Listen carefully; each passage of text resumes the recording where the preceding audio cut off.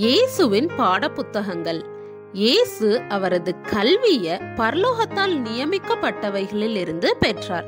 பயனுள்ள வேலை, வேத படிப்பு, இயற்கை, வாழ்க்கையின் அனுபவங்கள் இவைகளே தேவன் நியமித்த பாட புத்தகங்களாக அவருக்கு இருந்துச்சு. கண்களால் பார்த்து, இருதயத்தால் புரிந்து கொண்டு, கரங்களால் செயல்பட விரும்புவோருக்கு இப்பாட புத்தகங்கள் அறிவுரைகளால் நிறைந்திருக்கிறது. இயேசுவுக்கு வேத அறிவு அதிகமாக இருந்துச்சு. தனது இளம் பிராயத்துல எந்த அளவுக்கு அவர் வேதத்தை படித்திருப்பார் என்பதை இது காட்டுது. அதோட ஒரு பெரிய நூலகமாக இயற்கையும் அவருக்கு முன்பாக படர்ந்து இருந்துச்சு. எல்லாவற்றையும் சிருஷ்டித்தவரே பூமியிலும் ஆகாயத்திலையும் கடலிலும் அவரது கரங்களால் எழுதியதை அவரே படித்து கொண்டார். உலகின் துன்மார்க்க வழியிலிருந்து பிரிந்திருந்தார். இயற்கையில இருந்து அறிவியலையும் கற்றுக்கொண்டார். செடிகள், விலங்குகள் மற்றும் மனிதனின் வாழ்க்கைய படித்தார்.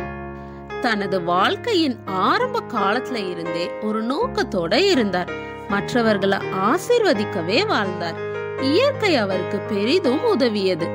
செடிகளையும் விலங்குகளையும் அவர் படித்த போது புதிய யோசனைகளும் வழிகளும் அவர் சிந்தைக்குள்ளாக வந்துச்சு.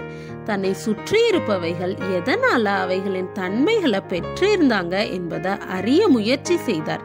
இயற்கையும் தேவ வார்த்தையும் திறக்கப்பட்ட புத்தகங்களாக அவருக்கு முன்பாக இருந்துச்சு. பரலோகத்தின் பிரஜைகள் அவருக்கு உதவினார்கள். நல்ல சிந்தனைகளையும் தொடர்புகளையும் ஏற்படுத்தி கொண்டார்.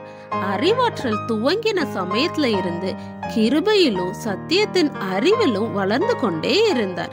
இயேசுவானவர் பெற்ற அந்த கல்வியையும் அறிவையும் எந்த பிள்ளையும் பெற்றுக்கொள்ளலாம். தேவ வார்த்தையின் வழியாக தேவனை அறிந்து கொள்ள நம்ம முற்படணும். தேவ தூதர்கள் நமக்கு அருகே வந்து நின்று நம்ம பலப்படுத்துவாங்க. நமது குணங்கள் உயர்த்தப்பட்டு சுத்திகரிக்கப்படும்.